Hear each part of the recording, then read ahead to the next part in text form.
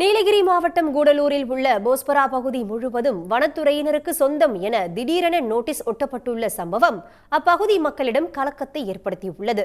கூடலூர் சுற்றுவட்டார பகுதியில் உள்ள தேவரசோலை பேரூராட்சியில் பல நூறு ஆண்டுகளாக ஏராளமான குடும்பங்கள் வசித்து வருகின்றனர். இந்த நிலையில் 73.5 ஏக்கர் பரப்பளவு கொண்ட போஸ்பரா முழுவதும் வனப்பகுதியாக மாற்றப்பட்டு இருப்பதாகவும் இங்கு எந்த பணிகளையும் மேற்கொள்ளக்கூடாது என்றும் வனத்துறையினர் நோட்டீஸ் ஒட்டியுள்ளனர்.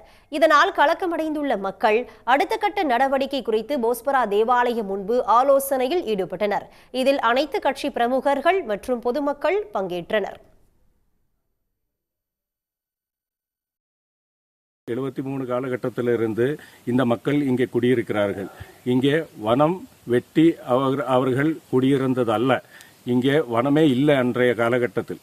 அந்த காலத்திலிருந்து இங்கே குடியிருந்த மக்கள் இன்றைக்கு இவர்கள் சொல்லுகிறார்கள், இந்த நிலத்தை விட்டு நீங்க வெளியே போ என்று சொல்லக்கூடிய நிலைமையில் வந்திருக்கிறார்கள். ஆகவே இந்த மக்கள் எல்லாரும் சேர்ந்து இங்கே ஆட்சியில் இருக்கக்கூடிய திராவிட முன்னேற்ற கழக அரசிடம் இதை எடுத்து கூறியிருக்கிறோம். அவர்கள் இது ஒருபோதும் அனுமதிக்க மாட்டோம் என்று சொல்லி இருக்கிறார்கள். எந்தவித